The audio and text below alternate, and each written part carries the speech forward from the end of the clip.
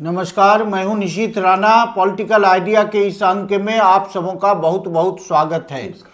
आज हम चर्चा करेंगे बिहार विधानसभा चुनाव 2025 के बाद जो नई सरकार का गठन हुआ है और मुख्यमंत्री नीतीश कुमार जी हैं, लेकिन इस बार गृह मंत्रालय मुख्यमंत्री नीतीश कुमार जी के हाथों में नहीं है। गृह मंत्री का दायित्व भारतीय जनता पार्टी के सम्राट चौधरी के हाथ में दिया गया है।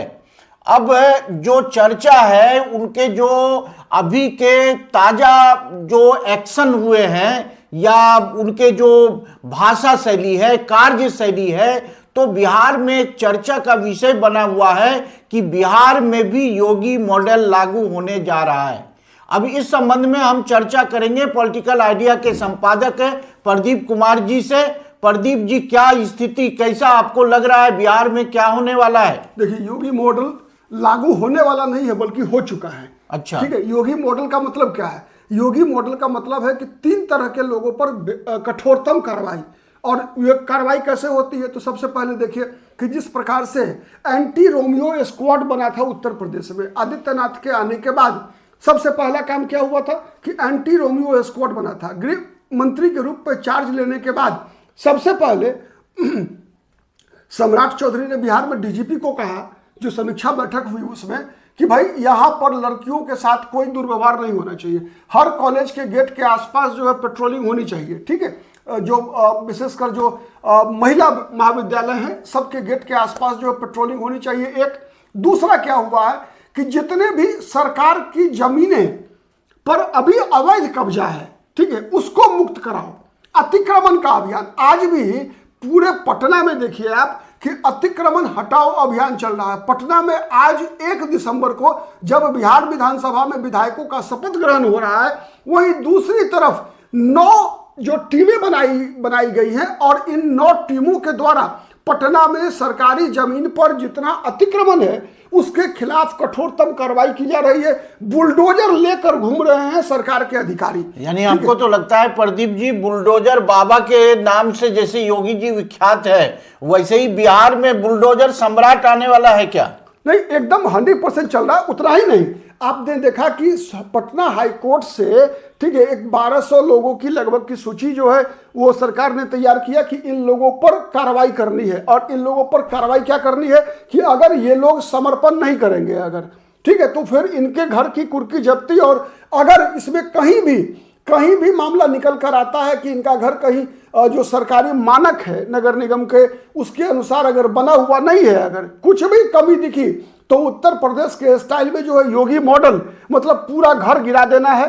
तो यह है। इसके अलावा बिहार में भ्रष्टाचारियों के खिलाफ भी आप कह सकते हैं 0 टॉलरेंस की नीति बिहार में इस बार फिर देखेंगे आप। आपको याद होगा निशीथ जी कि जब 2005 में नीतीश कुमार पहली बार बिहार के मुख्यमंत्री बने थे, तो नीतीश कुमार ने का एक घोषणा था कि Nitish can never compromise with 3C। मतलब नीतीश कुमार किसी भी कीमत पर 3C के साथ कोई कंप्रोमाइज नहीं करेंगे। मतलब क्या था? क्राइम, करप्शन मतलब क्राइम अपराध, करप्शन मतलब भ्रष्टाचार, और कम्युनलिज्म मतलब सांप्रदायिकता के साथ। तो बीजेपी के साथ रहते हुए भी नीतीश कुमार के राज्य में एक भी दंगा नहीं हुआ।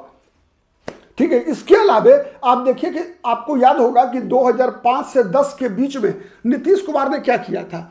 नीतीश कुमार ने स्पीडी ट्रायल के द्वारा बिहार में जितने भी अपराधी थे, उन दिनों हर अपराधी के मन में एक खौफ सरकार का भर दिया था कि यार बिहार में रहकर अब अपराध करना संभव नहीं है।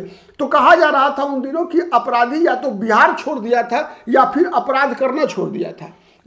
एक और चीज आप देखिएगा, बहुत महत्वपूर्ण चीज दर्शकों को जानना चाहिए कि जब नीतीश कुमार ये आरोप लगाते हैं आरजेडी पर कि आरजेडी का शासनकाल जंगल राज था, आरजेडी के शासनकाल के दौरान बड़े बड़े बाहुबली का साम्राज्य हुआ करता था। नीतीश कुमार के बारे में भी लोग आरोप लगाते हैं कि नीतीश कुमार के साथ भी अनंत सिंह है, नीतीश कुमार के साथ भी धूमल सिंह है, नीतीश कुमार के साथ भी आनंद मोहन है, नीतीश कुमार के साथ भी सुनील पांडे रहे। नीतीश कुमार के अभी जो मारे गए हैं दुलारचंद यादव, वो नीतीश कुमार के बहुत ही नजदीकी थे एक जमाने में।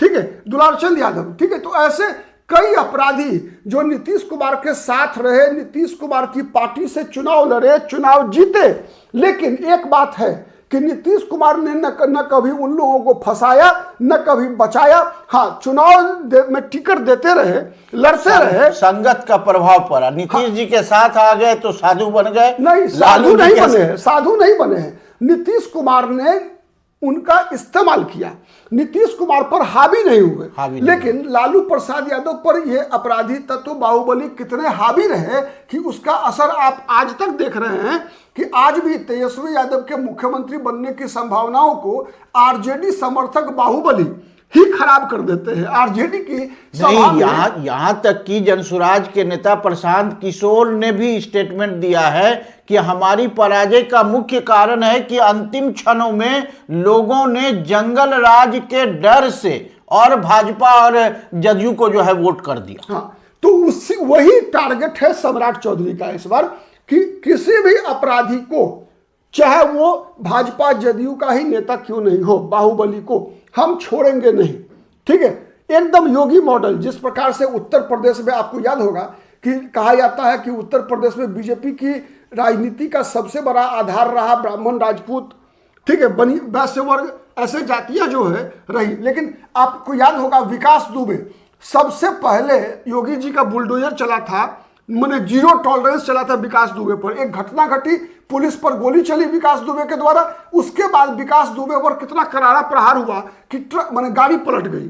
ठीक है, तो केवल मुख्तार अंसारी और अतीक अहमद के साथ कड़ाई से पेश नहीं आए योगी आदित्यनाथ, बल्कि योगी आदित्यनाथ ने इस मामले में कोई कंप्रोमाइज नहीं किया। किसी भी जाति का अपराधी हो, किसी भी अपराधी को नहीं छोड़ा, सबको मैंने मिट्टी में मिलाने वाला काम जो है, ठीक है, तो वो हुआ।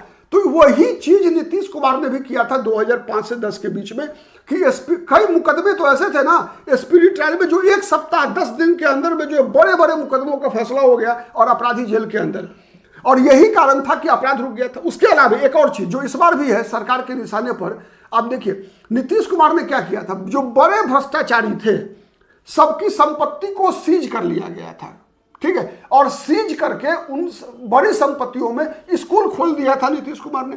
आंगनबाड़ी, मैंने बड़े बिहार के एक बड़े डीजीपी रहे थे, ठीक है, उनकी जब वो समर्पण नहीं किया, उन्होंने भागते रहे, ठीक है, तो उनकी कुर्की जब्ती हुई और उनके घर को जब्त कर, मकान जब्त कर, पटना में ही, पटना के बेली रोड में उनके घर पर स्कूल खोल दिया गया। कई अधिकारियों के मकानों को सीज कर उसमें आंगनबाड़ी खोल दी गई, ये नीतीश कुमार की थी। इस बार भी सम्राट चौधरी के निशाने पर न केवल बाहुबली है, कोई अपराधी है केवल, बल्कि भ्रष्टाचारी भी है। साथ ही तीसरा, ये देखिए, ये जितना भी जमीन का अतिक्रमण है, अतिक्रमण भी के पीछे सब, चाहे वो शहर में किसी चौक चौराहे पर अतिक्रमण हो या फिर गांवों में सरकार की जमीनों पर अतिक्रमण हो, हर के पीछे कहीं ना कहीं कोई ना कोई बाहुबली है।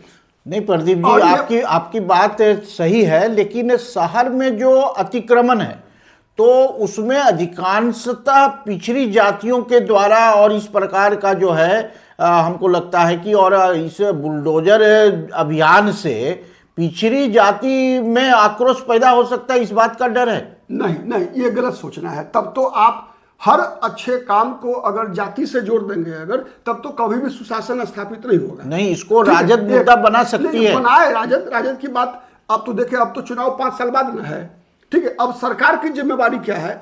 सरकार की जिम्मेवारी है कि इस बुलडोजर एक्शन से, अतिक्रमण से मुक्त कराते समय जो छोटे हॉकर्स हैं, जो छोटे दुकानदार हैं, उनकी दुकानदारी प्रभावित हुई, तो अब उनको सरकार जो है उनको दुकान बना कर दे, वैकल्पिक व्यवस्था करे, ठीक है। आप देखेंगे बहुत सारे बड़े शहरों में देखेंगे तो वेडिंग जोन है, ठीक है, वहां पर छोटे छोटे दुकानदार, ठेले वाले, खोमचे वाले, फुटपाथ दुकानदारी करते हैं। तो आप कैसे उसका रोजगार छीन सकते हैं? लेकिन उसको सिस्टमेटिक करना, ठीक है।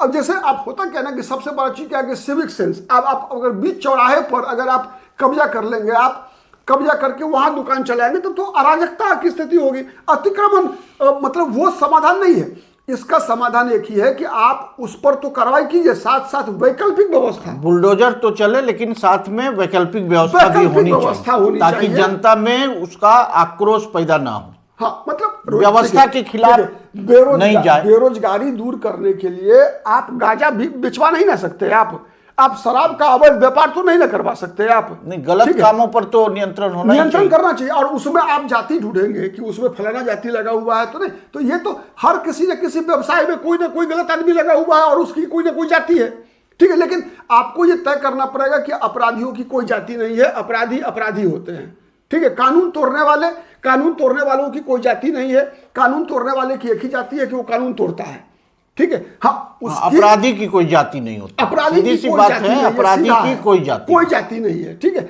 इस बात पर अपराध भ्रष्टाचार के खिलाफ जीरो टॉलरेंस, ठीक है। और सबसे बड़ा चीज कि समाज के अंदर जो एक, जैसे मैंने कहा ना कि वो एंटी रोमियो स्क्वाड जो उत्तर प्रदेश में बना, उसके बाद क्या है, महिलाएं सुरक्षित महसूस करनी चाहिए, घर की बेटी है, बहू है, ये सब सुरक्षित महसूस करें। ये जब तक नहीं होगा तब तक आप सुशासन नहीं कर सकते, ठीक है।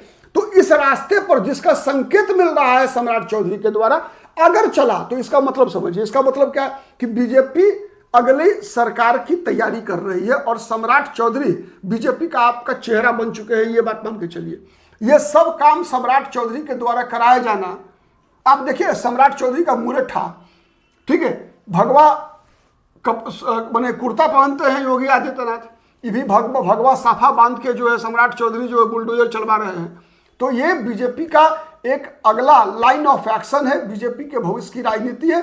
लेकिन एक बात तय है, सबसे पहले चीज कि जैसे उत्तर प्रदेश में मामला निकल कर आता है कई बार कि सांप्रदायिक दृष्टिकोण रहता है इसमें थोड़ा सा योगी आदित्यनाथ का, तो हम लोग की चिंता एक होनी चाहिए कि इस मामले में कोई राजनीति नहीं हो, ठीक है, कोई राजनीति नहीं होना चाहिए, बल्कि केवल एक चश्मा होना चाहिए, कानून व्यवस्था है, ठीक है, लॉ एंड ऑर्डर, ठीक है। दूसरा भ्रष्टाचार, चाहे वो किसी भी जाति का हो, किसी भी धर्म का हो, उसके ऊपर कठोरतम कार्रवाई होना चाहिए।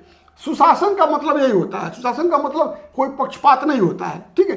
तो इस मामले में देखेंगे तो सम्राट चौधरी जो है एकदम कंप्लीटली उत्तर प्रदेश की योगी स्टाइल में ही जो है सम्राट चौधरी का बुलडोजर चलने वाला है और इस बुलडोजर का एकमात्र संकेत है।